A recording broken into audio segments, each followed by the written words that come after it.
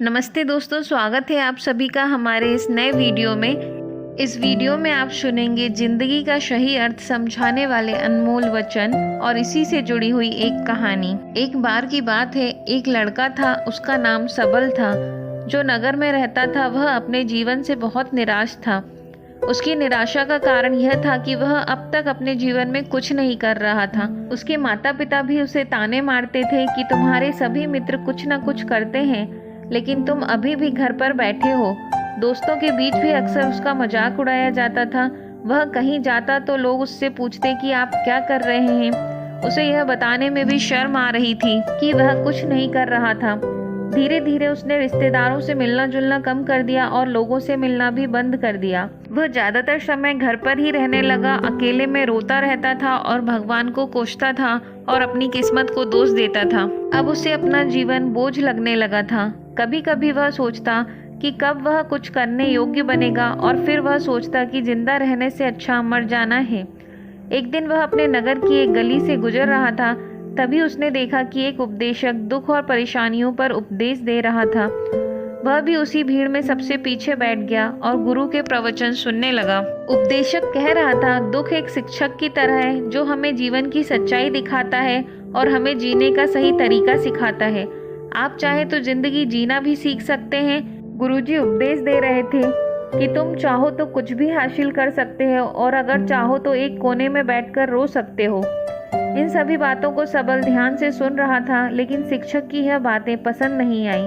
उसने खड़े होकर कहा कि कुछ भी सिखाने से दुख दूर नहीं होता, इसमें केवल दर्द होता है। दुख की पीड़ा अनंत है। ऐसा लगता है कि इसके बाद कुछ होने वाला ही नहीं है। इससे कुछ भी फर्क नहीं पड़ता, इसके सामने तो मौत भी छोटी लगती है। उपदेशक ने उससे कहा, फिर तुम्हारा दुख क्या है? सबल ने उसके सामने अपनी सारी व्यथा सुनाई और पूछा, मेरे दुख का कोई उपाय है आपके पास? यह सुनकर शिक्षक मुस्कुराए और बोले, तुम उस दिन मेरे पास आओ जब आपके जीवन में वास्तविक दर्द हो। मैं आपकी समस्या का समाधान अवश्य करूंगा। यह कहकर गुरुजी वहां से चले गए। सबल ने सोचा, कहीं मेरा दुख नकली तो नहीं है? क्या मैं जिस दर्द से गुजर रहा हूँ वह नकली है? मेरा दुख कोई नहीं समझ सकता। जब माँ बाप नहीं समझ सके तो गुरु क्या समझेंगे? उनके दुखों से व्यथित होकर सबल ने एक फैसला लिया कि अब वह कुछ करेगा। सबल ने एक छोटा व्यवसाय शुरू किया, पर उसे सफलता नहीं मिल रही थी। लेकिन उसके घर वाले पूछते हैं कि क्या वह कोशिश कर रहा है। वह अपने व्यवसाय में लगा रहा और धीरे धीरे उन्हें सफलता मिलने लगी। फिर उसने गति पकड़ी और केवल 3 साल के अंदर ही वह एक बड़ा बिजनेसमैन बन गया। अब सबल के आसपास कई ऐसे लोग थे जो उसकी परवाह करते थे, जो उससे प्यार करते थे। अब उनके परिवार के सदस्य भी उसकी तारीफ करते नहीं थकते थे। दिन ब दिन उसके मित्रों की संख्या बढ़ती जा रही थी। अब वह जिंदगी से बहुत खुश था। उनके कुछ दोस्तों ने उन्हें सलाह दी कि जब आप एक बड़ा बिजनेसमैन बनकर बहुत खुश हैं, तो सोचिए आपको कितनी खुशी होगी अगर आप इस शहर और इस राज्य के सबसे बड़े बिजनेसमैन बन जाएं। कितने लोग आपसे जुड़ना चाहेंगे, आपकी कितनी बड़ी ख्याति होगी और स्वयं राजा भी आपसे दोस्ती करना चाहेंगे और ज़रूरत पड़ने पर आपसे पैसे भी उधार लेंगे। दोस्तों की यह बात सबल के मन में घर कर गई। अब वह और पैसे कमाने की कोशिश करने लगा, लेकिन उसे यह सब बहुत जल्दी चाहिए था। वह समय बर्बाद नहीं करना चाहता था। उसका अधिकांश समय इन चीज़ों को प्राप्त करने में जाने लगा, इसलिए वह ऐसे काम करने लगा जो सही नहीं थे। उसने बड़ा उधार लेना शुरू कर दिया और ज़्यादा मुनाफा कमाने के लालच में वह अपने माल में मिलावट करने लगा। उसने अन्य व्यापारियों के खिलाफ भी साजिश करना शुरू कर दिया, उन्हें डराया धमकाया। उसके दोस्त जैसा कहते वो वैसा वैसा करता गया। वह इन सब तरीकों से ज़्यादा पैसा कमाने लगा था, पर उसके जीवन में पहले जैसा चैन नहीं था। उसके मन की शांति गायब हो गई थी। वह रात को सो नहीं पाता था। सब कुछ पाकर भी उसे किसी भी चीज में सुख नहीं मिल रहा था। एक दिन सबल अपनी गाड़ी में कहीं जा रहा था, तभी रास्ते में उन्हें उपदेशक का आश्रम दिखाई दिया। वह रुका और गुरु के पास जाकर बोला, संत, आपने मुझे अपने पास आने के लिए कहा था जब मेरे जीवन में सच्चा दुख आए। अब मैं बहुत दुखी हूँ कि मेरी नींद हराम हो गई है, मुझे कहीं भी शांति नहीं मिल रही है। सबल ने अपनी सारी समस्याएं गुरुजी को बता दी। गुरु ने कहा, जब तुम पहली बार मुझसे मिलने आए तब भी तुम किसी दुख में थे। तुमने अपने उस दुख से क्या सीखा? सबल ने कहा कि सिर्फ सोचने और चिंता करने से कुछ नहीं होता और सिर्फ काम करने से भी कुछ नहीं होता, परिणाम भी मिलना चाहिए। जब आपको लगता है कि आपका लक्ष्य हासिल नहीं होने वाला, तब राह में चाहे कितनी भी मुश्किल आ जाए, मन कितना भी निराश क्यों ना हो, कितना भी लगता हो कि अब कुछ नहीं होने वाला, तब भी विश्वास करें, मैं जो भी कर रहा हूँ उसमें अवश्य सफल होऊंगा। लोग केवल सफल लोगों का सम्मान करते हैं। कोई कितना भी अच्छा क्यों ना हो, वह हमेशा लोगों की नज़र में बोझ बने रहता है। यह सब सुनकर उपदेशक मुस्कुराया और बोला, जब आपके पास सब कुछ है तो यह वास्तविक दुख नहीं है। जब तुम्हारे जीवन में वास्तविक दुख आए तब मेरे पास आओ, मैं उसे ठीक कर दूंगा। सबल ने जाते समय साधु को सोने के सिक्कों से भरा हुआ घड़ा भेंट किया। घड़े को देखकर गुरु ने कहा, यह मेरी किसी काम का नहीं है, उस पेड़ के नीचे गड्ढा खोदकर गाड़ दो। सबल ने घड़े को पेड़ के नीचे दबा दिया, जैसा कि गुरु ने बताया, और वहां से चला गया। कुछ दिनों के बाद कारोबार ठीक चल रहा था, लेकिन व्यापार के गलत तरीके के कारण धीरे धीरे उसे व्यापार में घाटा होने लगा। उसकी सारी दौलत धीरे धीरे खत्म होने लगी और एक दिन ऐसा भी आया जब उसके पास कुछ भी नहीं बचा और उस पर कर्ज का बोझ चढ़ गया। परंतु वह निश्चिंत था, क्योंकि उसने अपना सारा कर्ज अपने दोस्तों से लिया। उसने सोचा कि उसके दोस्त बुरे वक्त में उसका साथ देंगे, लेकिन ऐसा कुछ हुआ नहीं। जैसे ही बुरा वक्त आया, दोस्त पहले उससे कर्ज मांगने लगे। अगर उसने कर्ज नहीं लौटाया, उन्होंने उसे जान से मारने की धमकी भी दी। उनके सभी शुभचिंतक और प्रियजन उससे दूर हो गए। उसके दोस्त जो उसके साथ मस्ती किया करते थे, अब उससे दूर भागने लगे। उसका परिवार उसकी गलतियां और कमियां गिनने लगा।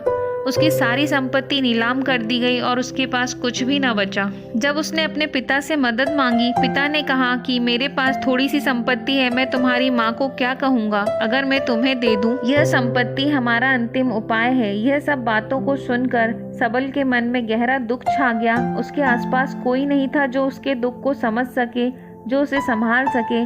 लोगों के विश्वासघात से वह अंदर से टूट चुका था। वह सोचने लगा, अब जीने का क्या मतलब, अब मौत ही मेरा सहारा है। वह आत्महत्या करने के लिए पहाड़ी पर जा रहा था। तब से उसे याद आया, उस शिक्षक ने उसे कहा था, मेरे पास आओ जब तुम्हारे जीवन में वास्तविक दुख हो। सबल गुरु के पास गया और अपनी सारी व्यथा सुनाई। आंखों में आंसू लिए उसने कहा, हे गुरुजी, मेरे दुख का निवारण कीजिए।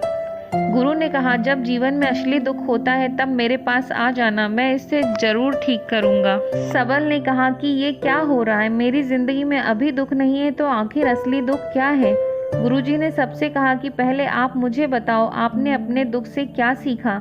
सबल ने कहा, मैंने वह सीखा जो लोग हमारे जीवन में आते हैं वह हमारी सफलता और प्रगति के कारण आते हैं। वो हमें धोखा जरूर देंगे, क्योंकि बुरे समय में वह हमारा साथ कभी नहीं देंगे। वे अच्छे समय में हमारा फायदा उठाएंगे और बुरे समय में हमें छोड़ देंगे। उन लोगों पर भी भरोसा करें जो हमारे बुरे समय में हमारे साथ खड़े रहते हैं, लेकिन ऐसे लोग बहुत कम होते हैं। लेकिन जिनके पास हैं उन्हें उनकी सराहना करनी चाहिए, उनका अपमान नहीं करना चाहिए। अपना काम ईमानदारी और धैर्य से करना चाहिए, कभी लालची नहीं बनना चाहिए। अपने सारे दुख दर्द और अनुभव बयां करने के बाद सबल गुरुजी के सामने आंखों में आंसू लिए बैठ गया। कुछ देर बाद साधु उठे और पेड़ के नीचे एक गड्ढा खोदा और घड़ा निकाल लिया जो सोने के सिक्कों से भरा हुआ था। उसने सबल को देकर कहा, मेरे पास आओ जब तुम्हारे जीवन में वास्तविक दुख हो। सबल ने अपने शिक्षक को धन्यवाद दिया और उसे प्रणाम करके चला गया। अब उस पैसे से उसने एक छोटा सा व्यवसाय शुरू किया। अब वह छोटा व्यापारी बनकर भी खुश था। उन्होंने पूरी लगन और ईमानदारी से कारोबार किया। जल्द ही वह अपने शहर का एक बड़ा व्यापारी बन गया। उसका जीवन सुख सुविधाओं से भरा हुआ था, लेकिन कोई कितना भी अच्छा क्यों ना हो, लेकिन जीवन में दुख आता है। सबल के जीवन में भी दुख आते थे। अपने माता पिता की मृत्यु के रूप में वो दोनों एक ही दिन मर गए। सबल अपने माता पिता से बहुत प्यार करता था, इसलिए उनके निधन से उसे गहरा सदमा लगा। वह उन दोनों के शवों को शमशान घाट ले गया, जहां अंतिम संस्कार किया गया। वहां उसने अपने माता पिता का शव जलता हुआ देखा तो उसका मन बहुत बेचैन हो उठा। उसके मन में कई सवाल उठने लगे। वह घर वापस आ गया।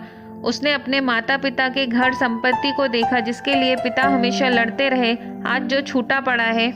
जिन्होंने इसकी देखभाल की, इसके लिए लड़ने वाले इस दुनिया को छोड़कर चले गए। उसके पिता ने जो कुछ कमाया वह सब यहीं रह गया। एक दिन पहले तक उसके पिता मारपीट करते थे किसी के साथ उसकी संपत्ति के लिए। आज वो खुद इस दुनिया से चले गए।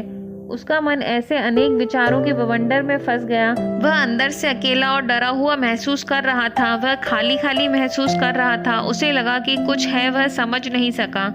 इसलिए वह गुरु के पास गया। उसे देखकर गुरुजी ने कहा, क्या जीवन में कोई दुख है? सबल ने कहा, वैसे तो जीवन में कोई दुख नहीं है, सब कुछ अच्छा चल रहा है, लेकिन आज मेरे माता पिता का देहांत हो गया। मैं इस घटना से बहुत दुखी और परेशान हूँ। गुरुजी ने कहा, इसमें दुखी होने की क्या बात है?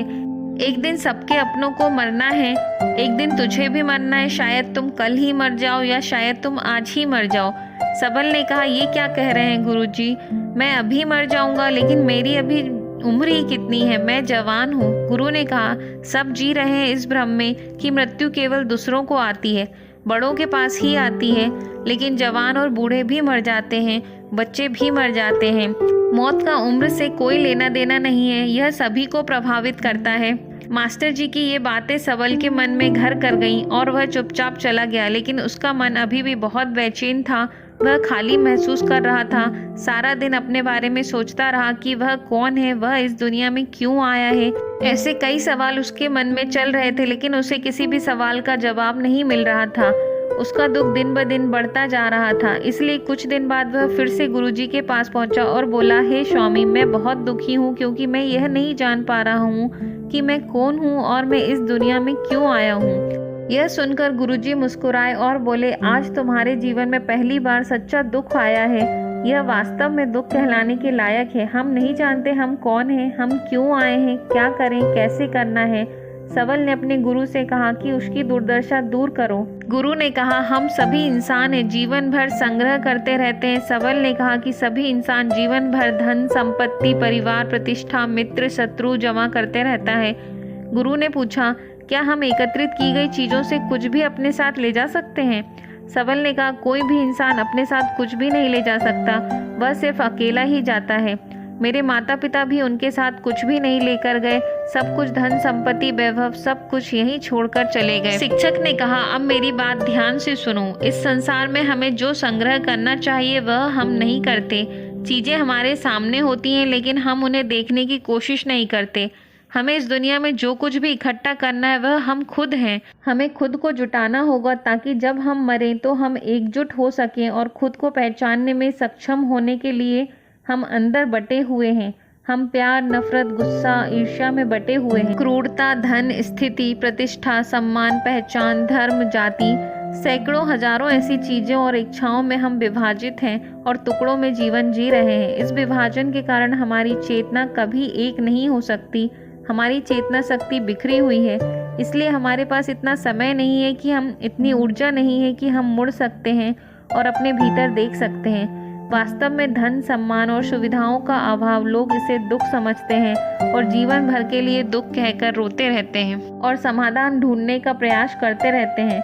उन्हें अपना समाधान कभी नहीं मिलेगा, क्योंकि जिसे लोग दुख कहते हैं वह वास्तविक दुख नहीं है। यह दुख एक आदमी की इच्छा है, उनकी इच्छा कभी पूरी नहीं होती है, इसलिए व्यक्ति को कभी उनके प्रश्नों का समाधान नहीं मिलता। इसलिए इन सब से परे यदि आप अपने दुखों का अंतिम समाधान चाहते हैं तो सबसे पहले खुद को समेटो। इस दुनिया से अपनी ऊर्जा वापस ले लो और इकट्ठा करो। अपने आप पर ध्यान केंद्रित करो, स्वयं पर ध्यान दो। अपने मृत्यु से पहले अपने आप को जानने की कोशिश करो, बिखरो मत। सबल ने कहा, तो गुरुजी, क्या हम इस संसार को छोड़ दें? हमारी सभी इच्छाओं को मार देना चाहिए, किसी से प्रेम नहीं करना चाहिए, धन संग्रह नहीं करना चाहिए, सम्मान की आशा छोड़ देना चाहिए। शिक्षक ने कहा कि भावना और इच्छाओं के ऐसे बिखरे हुए मनुष्य में से बाहर निकल आओ। उसका अनियंत्रित मन इच्छा करता रहता है और कल्पना करता रहता है और यह दुख देता है। लेकिन जब एक व्यक्ति अपने मन को एकत्र करता है तो वह जो कुछ भी करता है वह उसके नियंत्रण में रहता है और फिर उसकी इच्छा से इच्छाएं भी उत्पन्न होती हैं। सबल ने कहा कि आपने मेरे असली दुख का समाधान कर दिया, आपका बहुत बहुत धन्यवाद। अब से मैं खुद को समेटने, खुद को तराशने की कोशिश करूंगा। गुरुजी ने कहा, मानव शरीर में बहुत ऊर्जा और शक्ति है, लेकिन यह फालतू के कामों में बटा हुआ है, बेकार की बातों में लगा हुआ है। यह एक बहुत ही शक्तिशाली मशीन की तरह है, एक बच्चे के हाथ में रखा जा रहा है और वह बिना सोचे समझे अपनी शक्तियां बर्बाद कर रहा है और बिना किसी नियंत्रण के। इसलिए इस शक्ति पर ध्यान दें, अपनी चेतना और इसे इकट्ठा करें। सबल को अपने प्रश्नों का उत्तर मिल गया। उसने अपने गुरु का शुक्रिया अदा किया और चुपचाप चला गया। जीवन दुखी होने के लिए बहुत छोटा है। क्रोध, पछतावा, चिंता, शिकायत में अपना समय बर्बाद मत करो।